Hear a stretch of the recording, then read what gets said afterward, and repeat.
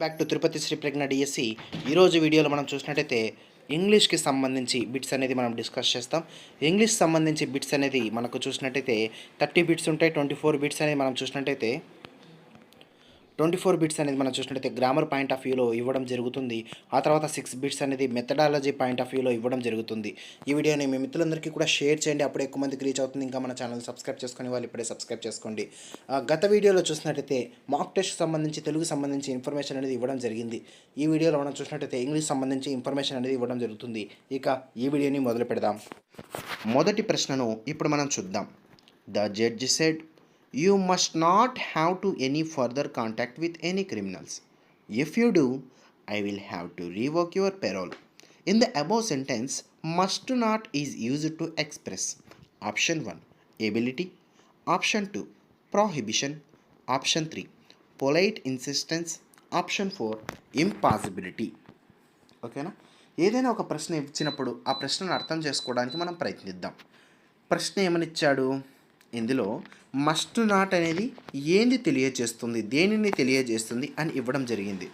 ఒకసారి ఆ యొక్క వాక్యాన్ని అర్థం మనం చూసినట్టయితే జడ్జి ఏమని చెప్పాడంటే, నీవు క్రిమినల్స్తో ఎటువంటి కాంటాక్ట్ ఇక మీదట పెట్టుకోవద్దు.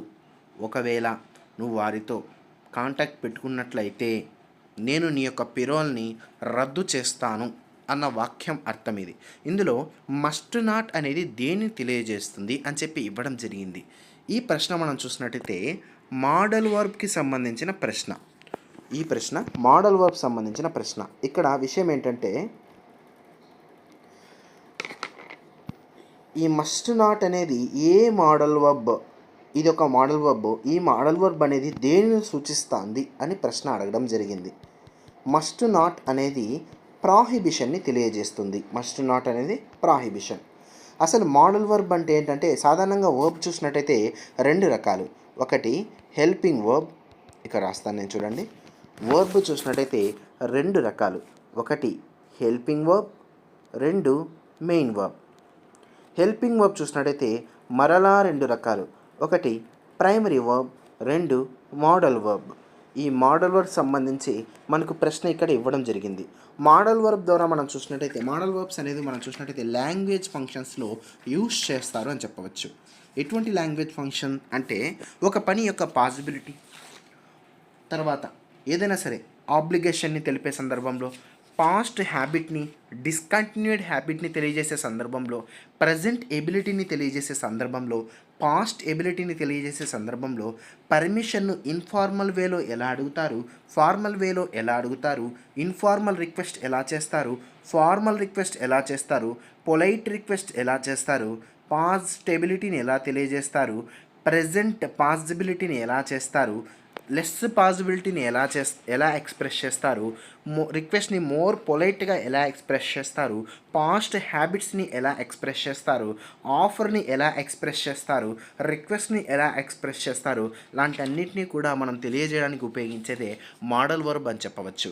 ఈ మస్ట్ నాట్ అనేది ఒక పనిని చెయ్యకూడదు అనే ఉద్దేశంలో వాడే ఒక మోడల్ వర్బ్ అని చెప్పచ్చు.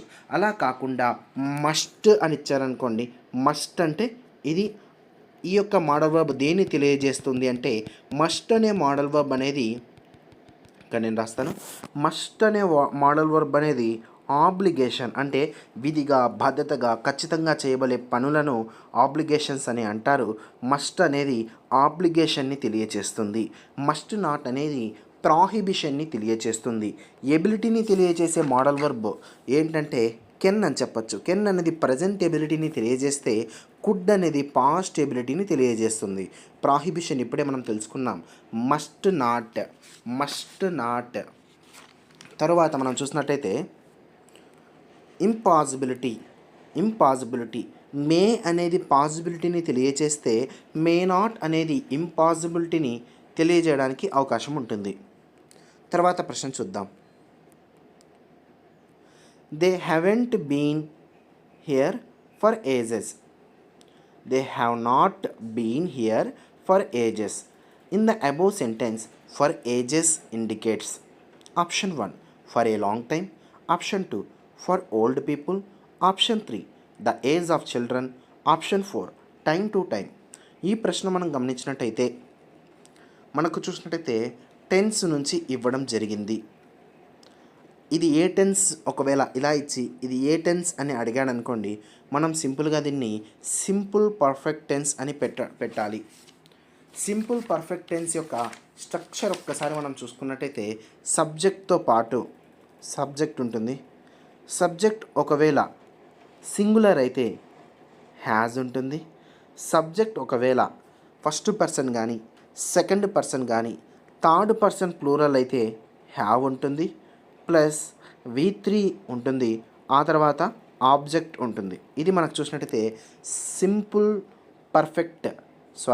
ప్రెజెంట్ పర్ఫెక్ట్ టెన్స్కి సంబంధించిన ఎగ్జాంపుల్, స్ట్రక్చర్కి సంబంధించిన ఎగ్జాంపుల్. ఇక్కడ మనం చూసినట్టయితే ఇక్కడ చూద్దాం.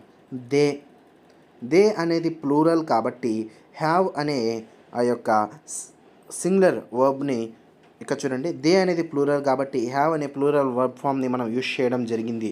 They have not been here for ages అని చెప్పి ఇవ్వడం జరిగింది. ఫర్ ఏజెస్ అనేది దేన్ని ఇండికేట్ చేస్తుందంటే ఫర్ ఏ లాంగ్ టైం అనే దాన్ని ఇండికేట్ చేస్తుంది అని చెప్పవచ్చు. ఫర్ అనేది ఫర్ ఏ లాంగ్ టైం అనే దాన్ని ఇండికేట్ చేస్తుంది. ఇది చూసినట్టయితే టెన్స్కి సంబంధించిన ప్రశ్న. తర్వాత ప్రశ్న చూద్దాం. I like doing things dash my self. Choose the preposition that fits the blank. Option 1 at, option 2 on, option 3 in, option 4 by. ఇక్కడ సరైన సమాధానం చూసినట్టయితే I like doing things by my self అనే ఆన్సర్ వస్తుంది. ఈ ప్రశ్న చూసినట్టయితే ప్రిపోజిషన్స్ నుంచి రావడం జరిగింది. ఇక్కడ వాడే ప్రిపోజిషన్ ఏంటంటే బై అని చెప్పవచ్చు. 4వ ప్రశ్న చూద్దాం. I am afraid, I cannot help you. In the above sentence I am afraid means, మరొక్కసారి, I am afraid, I can't help you. In the above sentence I am afraid అంటే అర్థం ఏంటి? Option 1 no fear, option 2 full of fear, option 3 I am sorry, option 4 no doubt. ఈ ప్రశ్నకు సంబంధించిన అర్థం ఏంటంటే I am sorry అని అర్థం వస్తుంది. ఐ ఆమ్ సారీ, నన్ను క్షమించు, నేను నీకు సాయం చేయలేను అన్న అర్థంలో దీన్ని వాడడం జరుగుతుంది. ఇక్కడ మనం గమనించాల్సిన విషయం ఏంటంటే ఐ ఆమ్ అఫ్రైడ్ అనే విషయాన్ని ఫియర్, మనం భయం అనే ఉద్దేశంతో కూడా వాడుతారు.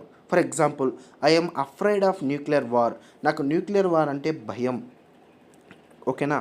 మనం సెంటెన్స్ని బట్టి అఫ్రైడ్ అనేది సాయం చేయలేను అనే ఉద్దేశంలో, ఇక్కడ చూడండి, నన్ను క్షమించు అనే ఉద్దేశంతో వాడడం జరుగుతుంది. దానితో పాటు నాకు భయం అనే ఉద్దేశంలో కూడా వాడడం జరుగుతుంది. భయంని తెలిపే ఉద్దేశంలో వాడే ఒక హెల్పింగ్ వర్బ్ ఏంటంటే అఫ్రైడ్ అని చెప్పచ్చు. తర్వాత క్షమించడం అనే ఉద్దేశంతో వాడే ఆ యొక్క అర్థంతో వాడే ఇది కూడా ఐఎమ్ అఫ్రైడ్ అని చెప్పొచ్చు. ఐఎమ్ అఫ్రైడ్ అనేది 2 సందర్భాల్లో వాడతారు. ఒకటి క్షమించమని తెలిపే ఆ యొక్క ఉద్దేశంలో, దాంతోపాటు భయం అని చెప్పే ఉద్దేశంలో కూడా వాడతారు అని చెప్పవచ్చు. తర్వాత 5వ ప్రశ్న చూద్దాం. Choose the right format of writing date in formal letters. Formal లెటర్లో చూసినట్టయితే ఆ యొక్క డేట్ రాసే ఫార్మాట్ ఏంటి అని చెప్పి అడగడం జరిగింది. ఇక్కడ ఆప్షన్స్ ఇవ్వబడ్డాయి. మీరు ఆప్షన్స్ని ఒక్కసారి గమనించి ఆన్సర్ని మీరు పెట్టడానికి ప్రయత్నించండి. మనం ఫార్మల్ లెటర్ ఏంటో ఒకసారి మనం డిస్కస్ చేద్దాం. ఫార్మల్ లెటర్ అంటే ఏం లేదు, మన అఫీషియల్స్కి లేదా ఏదైనా ఆఫీసర్స్కి ఏదైనా లెటర్ రాస్తే దాన్ని ఫార్మల్ లెటర్స్ అని అంటారు. అఫీషియల్స్కి రాసే లెటర్ కాబట్టి ఇది అఫీషియల్ లెటర్ అని పిలుస్తారు. ఫార్మల్ లెటర్ అనేది ఒక అఫీషియల్ లెటర్. ఫార్మల్ లెటర్ ఎందుకు రాస్తామంటే ఏదైనా ఒక పర్టికులర్ పర్పస్ కోసం ఆఫీసర్స్తో కానీ ప్రొఫెషనల్స్తో కానీ కాంటాక్ట్ అవ్వడానికి, కమ్యూనికేట్ అవ్వడానికి రాయబడే రిటర్న్నే ఫార్మల్ లెటర్ అని పిలవడం జరుగుతుంది. ఫార్మల్ లెటర్ అనేది ఖచ్చితంగా షార్ట్గా ఉండాలి, బ్రీఫ్గా ఉండాలి, ఇంపర్సనల్గా ఉండాలి. బాగా గుర్తుపెట్టుకోండి, షార్ట్, బ్రీఫ్, ఇంపర్సనల్గా ఉండాలి ఖచ్చితంగా. తర్వాత మనం డేట్ ఎక్కడ రాస్తాం? లెటర్లో చూసినట్టయితే మొత్తంగా మనం చూసినట్టయితే 6 పార్ట్లు ఉంటాయి. ఒకటి హెడ్డింగ్, దీనినే రైటర్స్ యొక్క అడ్రస్ అని పిలుస్తారు. 2వది శాల్యుటేషన్, 3వది బాడీ ఆఫ్ ద లెటర్, 4వది లీవ్ టేకింగ్ లేదా సబ్స్క్రిప్షన్, 5వది సిగ్నేచర్, 6వది టు అడ్రస్ లేదా సూపర్స్క్రిప్షన్. ఇవన్నీ కూడా 6 పార్ట్లు ఉంటాయి. అలా మనం చూసినట్టయితే డేట్ని ఎక్కడ రాస్తాం అంటే డేట్ని మనం రాసేది హెడ్డింగ్లో రాస్తాం. హెడ్డింగ్ ఎవరైతే రాస్తారో హెడ్డింగ్ దాన్ని రైటర్స్ అడ్రస్ అని పిలుస్తారు. బాగా గుర్తుపెట్టుకోండి. లెటర్లో చూసినట్టయితే 6 పార్ట్స్. ఒకటి హెడ్డింగ్లోనే మనం రైటర్స్ యొక్క అడ్రస్ రాస్తాం. 2 సాల్యుటేషన్, 3వది బాడీ ఆఫ్ ద లెటర్, 4వది లీవ్ టేకింగ్, 5వది సిగ్నేచర్, 6వది సూపర్స్క్రిప్షన్ లేదా టు అడ్రస్. హెడ్డింగ్లోనే మనం చూసినట్టయితే ఆ యొక్క డేట్ మరియు ప్లేస్ అనేది రాయడం జరుగుతుంది అని చెప్పవచ్చు. హెడ్డింగ్ అనేది ఖచ్చితంగా top right hand side corner ఈ సైడ్ రావాలి. ఒకవేళ ఇదే ఒక లెటర్ అనుకోండి, మనం రాసే హెడ్డింగ్ ఎక్కడ రాయాలంటే ఇక్కడ రావాలి. టాప్ రైట్ హ్యాండ్ సైడ్ కార్నర్లో మనం ఈ యొక్క హెడ్డింగ్ అనేది రాయవలసి ఉంటుంది. హెడ్డింగ్లో మనం చూసినట్టయితే ప్లేస్ ఉంటుంది, ప్లేస్తో పాటు డేట్ ఉంటుంది. మొదటిగా ప్లేస్ రావాలి, ఆ తర్వాత డేట్ రాయాలి. అయితే మనకి ఏం ప్రశ్న అడిగారంటే మనం ఆ యొక్క అది ఫార్మల్ లెటర్స్లో డేట్ రాసే ఫార్మాట్ ఏంది అని చెప్పి అడగడం జరిగింది. సరైన సమాధానం ఆప్షన్ 3 జూలై 2, 2022 అని రాయవలసి ఉంటుంది. 6వ ప్రశ్న చూద్దాం. Choose the sentence with the correct order that consists of the following words or phrases. ఇక్కడ మనకు వర్డ్స్ అనేది ఇచ్చాడు, వీటిని కరెక్ట్ ఆర్డర్లో పెట్టమని చెప్పారు. Along the road, his grandfather, a boy and were walking. ఇలా మనకు చూసినట్టయితే 4 వర్డ్స్ లేదా 4 ప్రేజెస్ అనేది ఇవ్వడం జరిగింది. వాటిని అన్నింటినీ కూడా కరెక్ట్ ఆర్డర్గా పెట్టమని చెప్పి ఇవ్వడం జరిగింది. ఇది చూసినట్టయితే వర్డ్ ఆర్డర్ నుంచి ప్రశ్న అనేది రావడం జరిగింది. దీనికి సంబంధించి సరైన సమాధానం చూసినట్టయితే option 2 a boy and his grandfather were walking along the road అనే అర్థంలో దీన్ని వాడడం జరుగుతుంది అని చెప్పవచ్చు. రెండవ ఆప్షన్ అనేది దీనికి సంబంధించి సరైన సమాధానం. ఆ తర్వాత మనం చూసినట్టయితే 7వ ప్రశ్న చూద్దాం. Choose the main class from the following.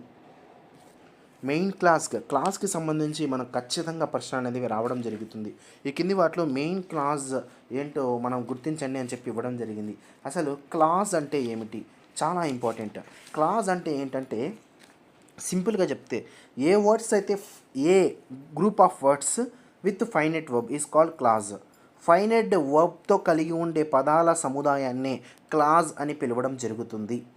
ఓకేనా? ఫైనైట్ వర్బ్తో కూడిన ఆ యొక్క వర్డ్స్ యొక్క సముదాయాన్నే క్లాజ్ అని పిలవడం జరుగుతుంది. ఓకేనా? మెయిన్ క్లాజ్ వచ్చి 2 టైప్స్ ఉంటాయి. ఒకటి main clause, 2 subordinate clause. Main clause అంటే ఏంటంటే ఏ క్లాజ్ అయితే ఒక సెంటెన్స్గా పరిగణించబడుతుందో దాన్ని మెయిన్ క్లాజ్ అంటారు. అంటే అర్థం ఏంటంటే తనకు తానుగా పూర్తిగా అర్థాన్ని ఇచ్చే క్లాజ్ని మెయిన్ క్లాజ్ అని పిలవడం జరుగుతుంది. సబార్డినేట్ క్లాజ్ వచ్చి తనకు తానుగా పూర్తి అర్థాన్ని ఇవ్వదు. ఓకేనా? సబార్డినేట్ క్లాజ్ ఎప్పుడు కూడా పూర్తి అర్థాన్ని ఇవ్వదు. మెయిన్ క్లాజ్ అనేది ఎప్పుడు కూడా పూర్తి అర్థాన్ని ఇస్తుంది. ఈ చిన్న పాయింట్తో మనం దీన్ని ఆన్సర్ చేసేయచ్చు. చూడండి, సబార్డినేట్ క్లాజ్ అయితే పూర్తి అర్థాన్ని ఇవ్వదు, మెయిన్ క్లాజ్ అయితే పూర్తి అర్థాన్ని ఇస్తుంది. బాగా గుర్తుపెట్టుకోండి. దాన్ని బేస్ చేసుకొని మనం దీన్ని ఆన్సర్ పెట్టేద్దాం. వెన్ హీ వాస్ యంగ్, తాను యవ్వనంగా ఉన్నప్పుడు ఆన్సర్ రాదు. ఇఫ్ ఇట్ రైన్స్, ఒకవేళ వర్షం పడితే అర్థం రాదు. అంటే వాక్యం అనేది పూర్తిగా అర్థాన్ని ఇవ్వాల. వర్షం పడితే ఏం జరుగుతుంది అన్న పూర్తి అర్థాన్ని ఇవ్వాల. 3వ option as you come late, నువ్వు లేట్గా వచ్చావు, పూర్తిగా అర్థాన్ని ఇవ్వాల, ఇంకా కంప్లీట్ కాల. తర్వాత 4th ఆప్షన్ చూద్దాం. షీ కంప్లీటెడ్ హర్ వర్క్, తను తన యొక్క పనిని పూర్తి చేసింది. ఇది పూర్తి అర్థాన్ని ఇస్తుంది. కాబట్టి 4వ ఆప్షన్ అనేది సరైన సమాధానం అవుతుంది. క్లాజ్ అంటే ఏంటంటే మరొకసారి చూద్దాం. క్లాజ్ అంటే ఒక సెంటెన్స్లో ఫైనైట్ వర్బ్ ఉంటే దాన్ని క్లాజ్ అని పిలుస్తారు. క్లాజ్ అనేది 2 రకాలు. ఒకటి main class, 2 subordinate class. Main class అనేది తనకు తానుగా పూర్తి అర్థాన్ని ఇస్తే సబార్డినేట్ క్లాస్ అనేది తనకు తానుగా పూర్తి అర్థాన్ని ఇవ్వదు అని చెప్పవచ్చు. ఓకేనా? ఇంకా మనం సింపుల్గా చూస్తే సబార్డినేట్ క్లాస్ అనేది మెయిన్ క్లాస్తో కలిసి ఉంటుంది. ఓకేనా? సబార్డినేట్ క్లాస్ అనేది మెయిన్ క్లాస్తో కలిసి ఉంటుంది. కానీ మెయిన్ క్లాస్లో సబార్డినేట్ క్లాస్ అనేది మెయిన్ క్లాస్తో కలిసి ఉంటుంది. ఇక చూడండి, ఫర్ ఎగ్జాంపుల్ ఇది ఒక సబార్డినేట్ క్లాస్ అనుకోండి.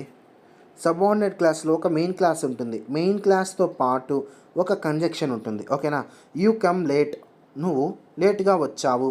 ఇది ఒక మెయిన్ క్లాస్. ఆ మెయిన్ క్లాస్కి ఏదో ఒక కంజంక్షన్ యాడ్ అవ్వడం వల్ల అది సబార్డినేట్ క్లాస్ అయిపోయింది. ఓకేనా? తర్వాత 8వ ప్రశ్న చూద్దాం. Can you be there at 6 o'clock sharp question mark. ఇక్కడ షార్ప్ అనేది దేన్ని తెలియజేస్తుంది? Can you be there at 6 o'clock sharp. ఇక్కడ షార్ప్ అనేది దేన్ని తెలియజేస్తుంది? Option 1 functionally, option 2 punctually, option 3 really, option 4 prettily. సరైన సమాధానం ఆప్షన్ 2 పంక్చువల్లీ అని చెప్పవచ్చు. 9వ ప్రశ్న, choose the word that gets opposite meaning by adding prefix I R. ఇక్కడ ప్రశ్న ఏమడిందంటే ఏ పదం ఐఆర్ అనే ప్రిఫిక్స్ యాడ్ అవ్వడం వల్ల ఆపోజిట్ వర్డ్ అవుతుంది అని ఇవ్వడం జరిగింది. ఫస్ట్ రియల్ చూద్దాం. రియల్ ఆపోజిట్ వర్డ్ అన్రియల్, అంటే అన్ అనే ప్రిఫిక్స్ యాడ్ అవుతుంది కాబట్టి ఇది కాదు. రెస్పాన్సిబుల్కి ఆపోజిట్ వర్డ్ ఇర్రెస్పాన్సిబుల్. ఓకే, ఇది సరైన సమాధానం. ఒకసారి 3, 4 కూడా చూద్దాం. అపియర్డ్ ఆపోజిట్ వర్డ్గా వాడాలంటే డిస్ అనే ప్రిఫిక్స్ అనేది యాడ్ అవ్వాల్సి ఉంటుంది. 4 చూద్దాం. డిసిప్లైన్ ఆపోజిట్ వర్డ్ కావాలంటే అన్ అనే ప్రిఫిక్స్ యాడ్ అవ్వాల్సి వస్తుంది, అన్డిసిప్లైన్. 10వ ప్రశ్న చూద్దాం. In a dictionary the following gives the information of pronunciation. డిక్షనరీలో ప్రొనౌన్సియేషన్ సంబంధించి ఇన్ఫర్మేషన్ ఇచ్చేది ఏమిటి? Option 1 definition, option 2 spelling, option 3 etymology, option 4 phonetic transcription. ఒక పదాన్ని ఎలా ప్రొనౌన్స్ చేయాలి అని చెప్పి మనకు ఆ యొక్క ఇన్ఫర్మేషన్ ఇచ్చేది ఏంటంటే ఫొనెటిక్ ట్రాన్స్క్రిప్షన్ అని చెప్పవచ్చు. ఎటిమాలజీ ఏం చెప్తుందంటే ఒక పదం అనేది ఎలా ఉద్భవించింది అని చెప్పేది ఎటిమాలజీ. ఒక పదం యొక్క స్పెల్లింగ్ అంటే ఏంటంటే ఒక పదం యొక్క ఏ అక్షరాలతో అది ఫామ్ అయింది అని చెప్పేది స్పెల్లింగ్. తర్వాత ప్రశ్న చూద్దాం. 11వ ప్రశ్న చూద్దాం. Choose the word with correct spelling. స్పెల్లింగ్కి సంబంధించిన ప్రశ్న ఇది.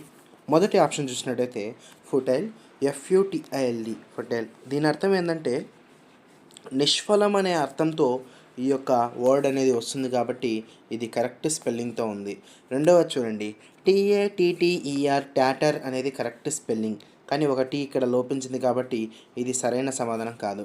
మూడవది ఇరిటేట్లో ఒక ఆర్ అనేది ఎక్స్ట్రా వస్తుంది, IRRITATE, ఆర్ అనేది ఒకటి ఎక్స్ట్రా వస్తుంది. తర్వాత మంబుల్లో ఓన్లీ ఒక బి మాత్రమే వస్తుంది, ఇక్కడ 2 బీలు ఇచ్చారు కాబట్టి ఇది రాంగ్ ఆన్సర్. సరైన సమాధానం ఫ్యూటైల్. 12వ ప్రశ్న చూద్దాం. He wanted to settle all his family issues. Choose the synonym that means settle. సెటిల్కి సంబంధించి సేమ్ మీనింగ్ ఇచ్చే వర్డ్ని కనుక్కోమని చెప్పారు. ఇక చూడండి, ఇలా వచ్చినప్పుడు ఒకసారి ఆ సెంటెన్స్ని మనం అర్థం చేసుకున్నట్లయితే మనం ఈజీగా దానికి ఆన్సర్ చెప్పవచ్చు. అతను ఏమనుకున్నాడంటే తన ఫ్యామిలీ ఇష్యూస్ అన్నిటినీ కూడా సెటిల్ చేయాలనుకున్నాడు, అంటే క్లియర్ చేయాలనుకున్నాడు, అంటే రీజాల్వ్ చేయాలనుకున్నాడు అని ఆన్సర్ వస్తుంది. 13వ ప్రశ్న చూద్దాం.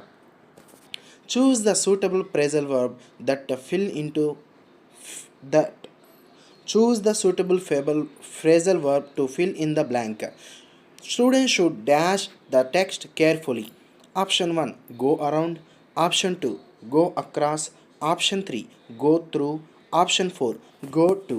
Student should go through the text carefully అనే అర్థంలో ఈ ఫ్రేజల్ వర్బ్ని మనం వాడతాం.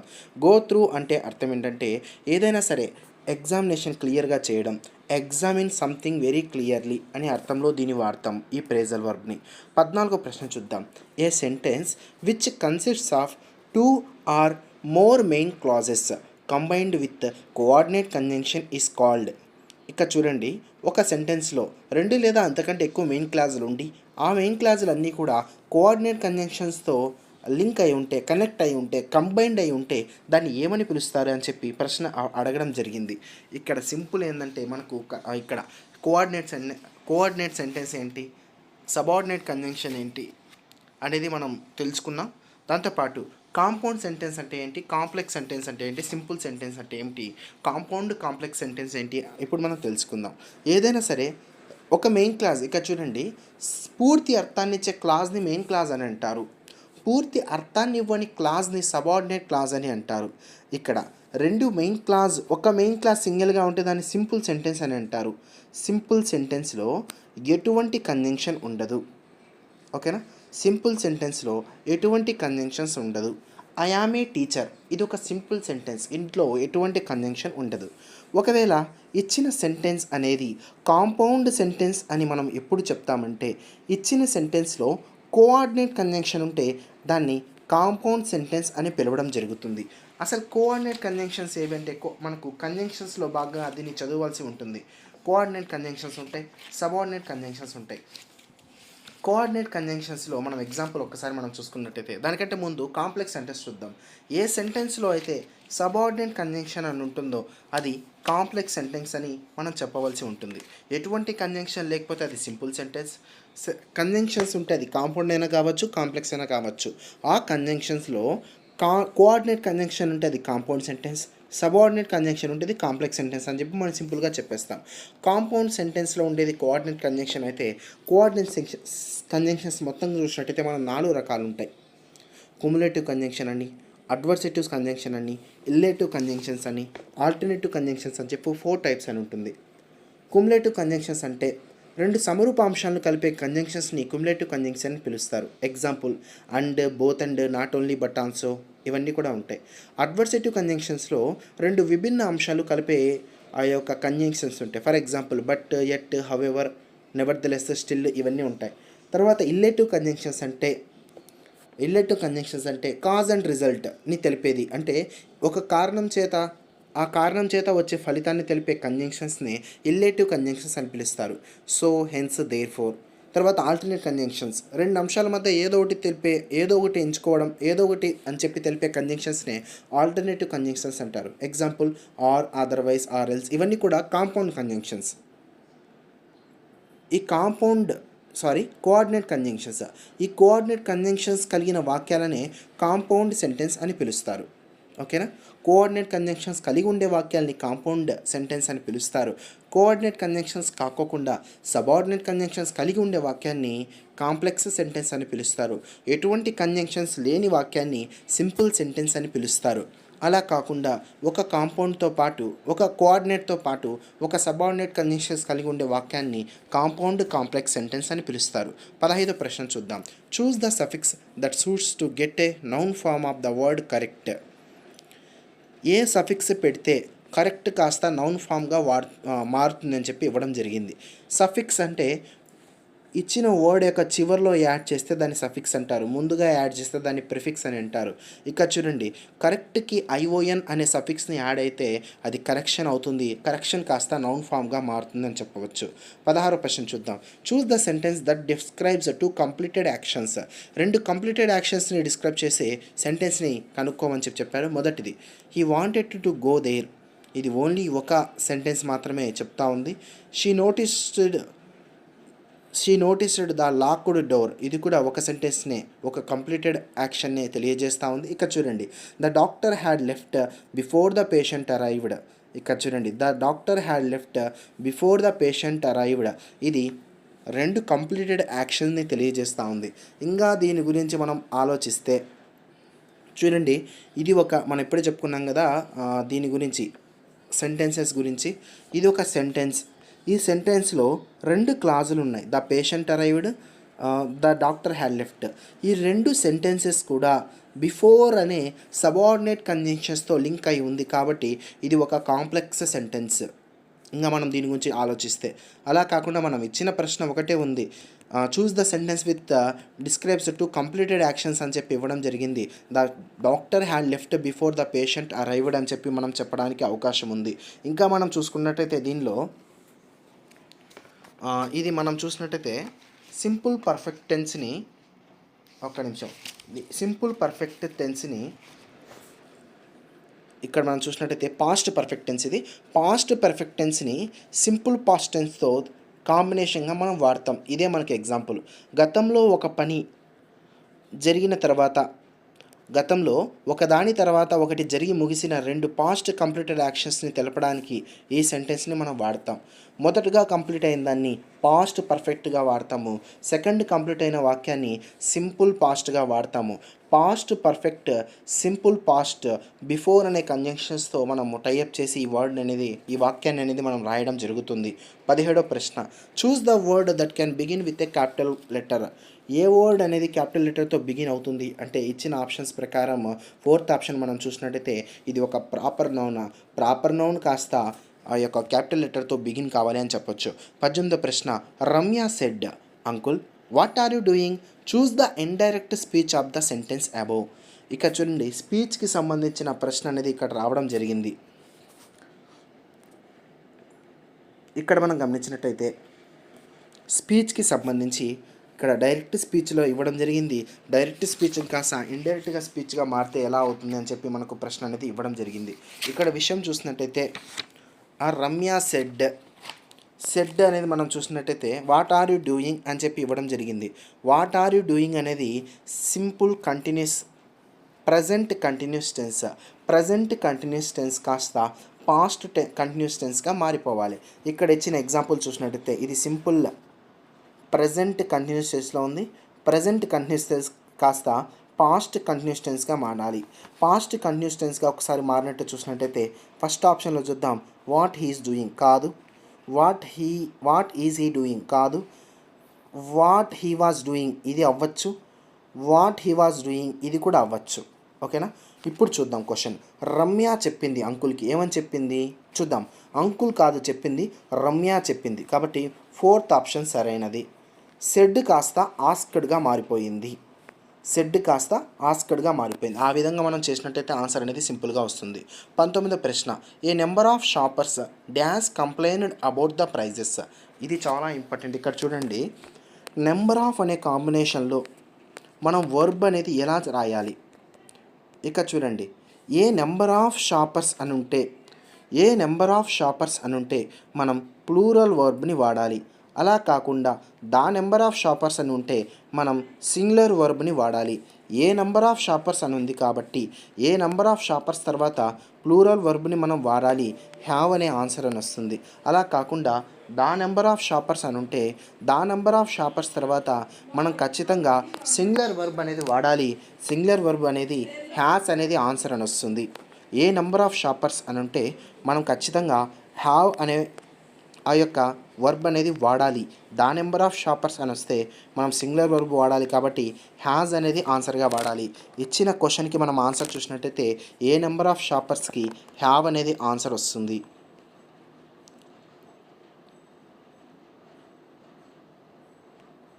20వ ప్రశ్న చూద్దాం. You are dash unique painter. Choose the correct article that fits the blank. సరైన సమాధానం చూసినట్టయితే యూనిక్ అనేది యూ అనేది ఒక ఓవెల్ అయినప్పటికీ అది ప్రొనౌన్స్ చేసే సౌండ్ అనేది ఒక హల్లు శబ్దాన్ని ప్రొనౌన్స్ చేస్తుంది. కాబట్టి మనం ఏ అనే ఆర్టికల్ని వాడాలి. 21వ ప్రశ్న చూద్దాం. Choose the sentence in passive voice. Passive వాయిస్లో ఉండే సెంటెన్స్ని కనుక్కోమని చెప్పాడు. ప్యాసివ్ వాయిస్లో ఎలా ఉంటుంది. ప్యాసివ్ వాయిస్లో మొదటిగా చూసినట్టయితే సబ్జెక్ట్ ఉంటుంది. సబ్జెక్ట్ తర్వాత హెల్పింగ్ వర్బ్ ఉంటుంది. హెల్పింగ్ వర్బ్ తర్వాత మెయిన్ వర్బ్ ఉంటుంది. మెయిన్ వర్బ్ తర్వాత బై ఉంటుంది. బై తర్వాత ఇక్కడ చూడండి, మెయిన్ వర్బ్ అనేది V3 ఫామ్లో ఉంటుంది. బై తర్వాత మనకు చూసినట్టయితే ఆబ్జెక్ట్ ఉంటుంది. Subject, helping verb, V3, by, object. ఆ యొక్క స్ట్రక్చర్లో ఉండే సెంటెన్స్ని మనం సెలెక్ట్ చేసినట్టయితే పాసివ్ వాయిస్ని మనం కనిపెట్టేసినట్టే. మొదటిగా చూడండి, వాస్ అని హెల్పింగ్ వర్బ్ ఉంది కానీ V3 ఫామ్ లేదు కాబట్టి ఇది సరైనది కాదు. వాజ్ అని హెల్పింగ్ వర్బ్ ఉంది, V3 ఉంది, ఇది అవ్వడానికి అవకాశం ఉంది. ఇక్కడ చూడండి, V3 ఉంది కానీ వాస్ లేదు కాబట్టి ఇది కాదు. ఇక్కడ చూడండి, ఇక్కడ మనకు చూసినట్టయితే డిడ్ అనేది హెల్పింగ్ వర్బ్ ఉంది కానీ V3 ఫామ్ లేదు కాబట్టి ఇది కాదు. సరైన సమాధానం ఆప్షన్ 2. ఈ విధంగా మనం చేయాలి. 22వ ప్రశ్న చూద్దాం. She listened dash ray read to her in a low voice.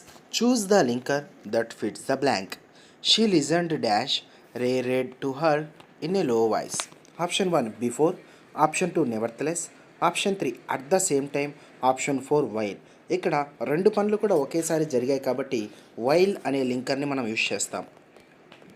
తర్వాత ఇక్కడ మనం చూసినట్టయితే ప్యాసేజ్ ఇవ్వడం జరిగింది. ఈ ప్యాసేజ్ నుంచి 2 ప్రశ్నలు వస్తాయి. మనం తెలుగుతో పాటు ఇంగ్లీష్లో కూడా చాలా ఈజీగా మనం మ్యాథ్స్ గెయిన్ చేసే టాపిక్ ఈ ప్యాసేజ్ అని చెప్పొచ్చు. తెలుగులో చూసినట్టయితే మనం గతంలో నిన్ననే వీడియో చేసాం, దానికి ఇంకా చూడని వాళ్ళు ఇప్పుడే చూడండి. తెలుగులో చూసినట్టయితే సేమ్ అంతే, ప్యాసేజ్ ఇచ్చాడు, ప్యాసేజ్ సంబంధించి 2 క్వశ్చన్లు ఇచ్చాడు, అపరిచిత పద్యం ఇచ్చాడు, 2 క్వశ్చన్లు ఇచ్చాడు. అదేవిధంగా ఇందులో ప్యాసేజ్ చూడండి, ఈ ప్యాసేజ్ చూసినట్టయితే ఓల్డ్ 9th క్లాస్లో ఉంటుంది. ఏదైనా సరే టెక్స్ట్ బుక్కే ప్రామాణికం. టెక్స్ట్ బుక్లో ఉండే ఏ మూల నుంచి తీసుకొని ఇది ఈ విధంగా ఇచ్చే ఛాన్సెస్ దాదాపు 99% ఉన్నాయి. 1% మాత్రమే ఎక్కడి నుంచో తీసుకొని ఇచ్చడానికి అవకాశం ఉంటుంది. అందులో భాగంగా ఈ ప్యాసేజ్ ఒకసారి మనం చూద్దాం.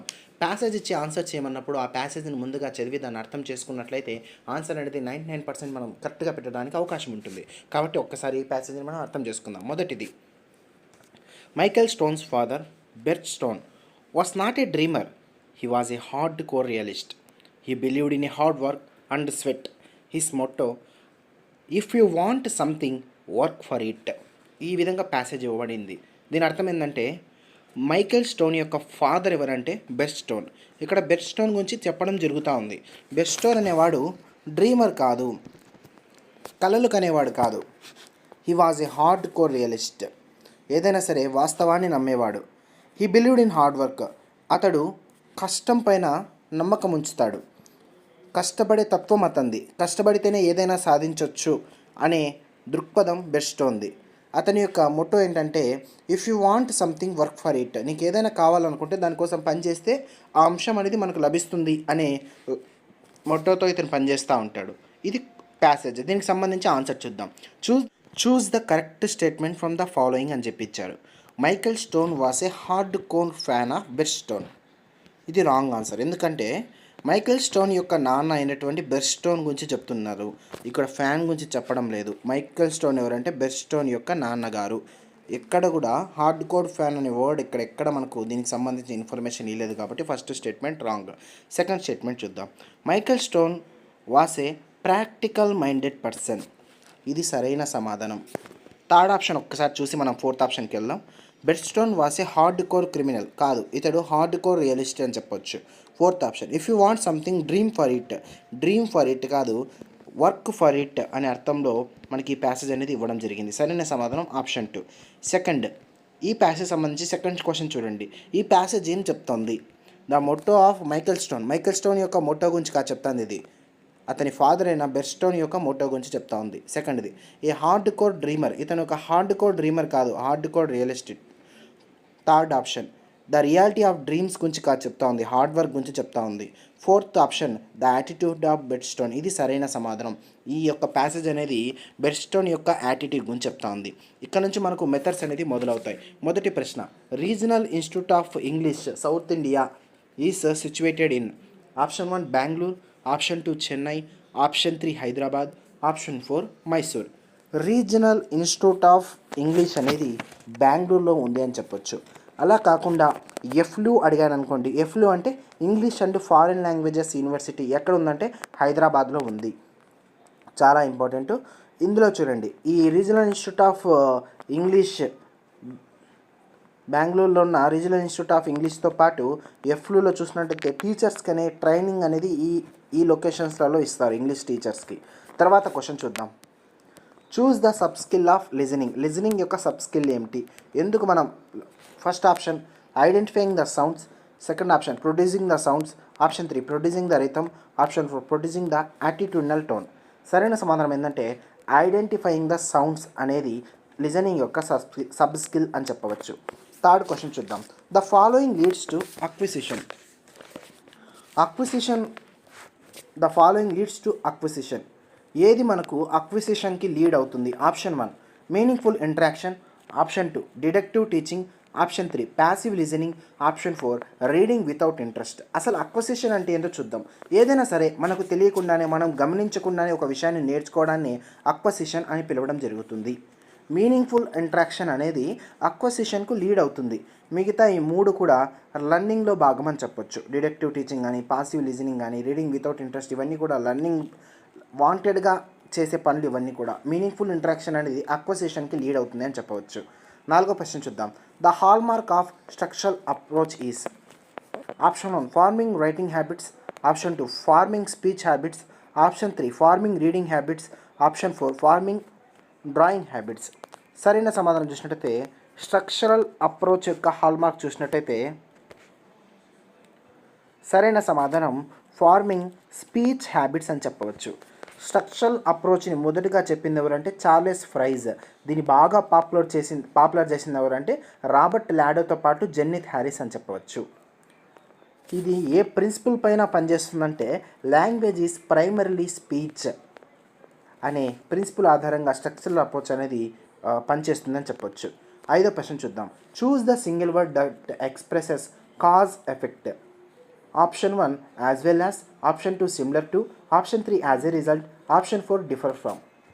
ఇక చూడండి, కాజ్ అండ్ ఎఫెక్ట్, ఒక కారణం ద్వారా ఫలితం వచ్చింది అనే దాన్ని ఏ సింగిల్ వర్డ్తో మనం ఎక్స్ప్రెస్ చేస్తామని చెప్పి ప్రశ్న అడగడం జరిగింది. సరైన సమాధానం ఆప్షన్ 3 యాజ్ ఏ రిజల్ట్ అని ఆన్సర్ చెప్పవచ్చు. 6వ ప్రశ్న చూద్దాం. Choose the content word from the following. ఇచ్చిన వాటిలో కంటెంట్ వర్డ్ ఏదో మనకు కనుక్కోమన్నారు. ఆప్షన్స్ చూడండి. కంటెంట్ వర్డ్ ఏంటి, స్ట్రక్చరల్ వర్డ్ ఏంటి అని నేను చెప్తాను. Content word, structural word.